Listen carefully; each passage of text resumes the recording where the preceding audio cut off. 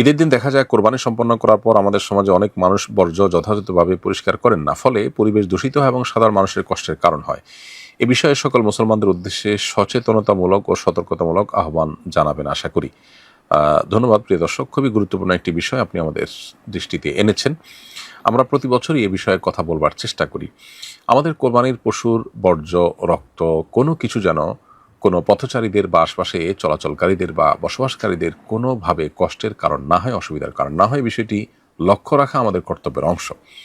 আমরা কোরবানি করি যে আল্লাহকে খুশি করবার জন্য। সেই কোরবানি করার পর আমাদের দায়িত্বজ্ঞানহীনতা বা আমাদের দায়িত্বহীন কোনো কাজকর্ম, এটি যদি আল্লাহর অসন্তুষ্টির কারণ হয়, তাহলে সেক্ষেত্রে এই কোরবানি অর্থবহ হলো না, বরং এই কোরবানির মাধ্যমে সওয়াবের পরিবর্তে আমরা গুনাহগারও হতে পারি। আজকাল দেখা যায় অনেকেই যেখানে সেখানে পশু জবাই করার পর পশুর যে রক্ত সেটা ভালো করে ধুয়ে পরিষ্কার করেন না, বরং রাস্তাঘাটে পশুর রক্ত পরবর্তীতে পড়ে থেকে শুকিয়ে সেখানে প্রচণ্ড দুর্গন্ধের সৃষ্টি হয়। সেখানে মানুষের অসুস্থ হয়ে যাওয়ার মতো অস্বস্তিকর পরিবেশ, অস্বাস্থ্যকর পরিবেশ তৈরি হওয়ার মতো অবস্থা সৃষ্টি হয়। তো এটা অবশ্যই গুনাহের কাজ, কোনো ইমানদারের জন্য এটা জায়েজ নয়।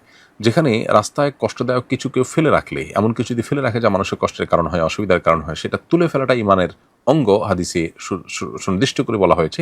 সেখানে নিজে থেকে মানুষের চলাচলে বিঘ্ন সৃষ্টি করা, দুর্গন্ধ সৃষ্টি হয় এমন কোনো কাজ করা রাস্তায়, সেটা কোনো অবস্থাতে গ্রহণযোগ্য হবে না। আপনি কোরবানি করছেন, এই অজুহাতে রাস্তায় আপনি রক্ত ফেলে রেখে ভালো করে ধুয়ে পরিষ্কার না করে মানুষের কষ্টের কারণ হবেন, এটি ইসলাম মোটেও অনুমোদন করে না। অনেকে আছেন যে গরুর নাড়ি ভুঁড়ি এগুলো যেখানে সেখানে ফেলে দেন। অনেকে আছেন যারা বট খান, তো সেক্ষেত্রে ভুঁড়ির যে ময়লাগুলো আছে সেগুলো পরিষ্কার করে একটি গর্ত করে সেখানে ফেলে সেটা আবার মাটি চাপা দিয়ে এমনভাবে যদি আপনি রাখতে পারেন যে মানুষের কষ্টের কারণ হবে না, কারোর দুর্গন্ধ কারণ নাকে যাবে না, তাহলে ঠিক আছে।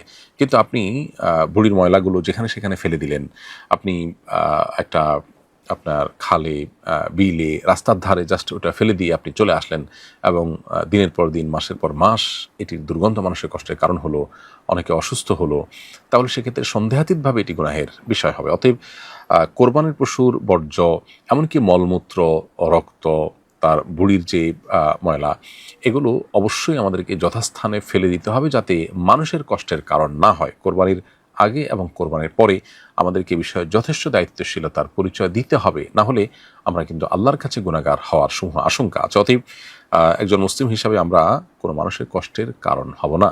নবী করিম সাল্লাল্লাহু আলাইহি ওয়াসাল্লাম বলেছেন, আল মুসলিম মান সালিম আল মুসলিমুনা মিন লিসানি ওয়া ইয়াদি, যে মুসলমানের হাত এবং মুখ দ্বারা অন্য মুসলমান নিরাপদে থাকে, কারো কষ্টের কারণ না হয়, তিনি হলেন সত্যিকারের মুসলমান। অতএব আমাদের কোরবানির পশুর বর্জ্য, সেটা জবের আগে মলমূত্র হোক আর জবের পরে রক্ত বা অন্যান্য বর্জ্য হোক, এগুলোকে পরিষ্কার করা, যথাস্থানে ফেলা, এটি আমাদের নৈতিক এবং দ্বীনি দায়িত্ব, ইমানি দায়িত্ব। আমরা সেই দায়িত্বটাকে যথাযথভাবে পালন করার চেষ্টা করব, না হলে এই কোরবানি আমাদের অর্থহীন হতে পারে, বরং গুনাহের কারণও হতে পারে। আল্লাহ আমাদেরকে বোঝার তৌফিক দান করুন।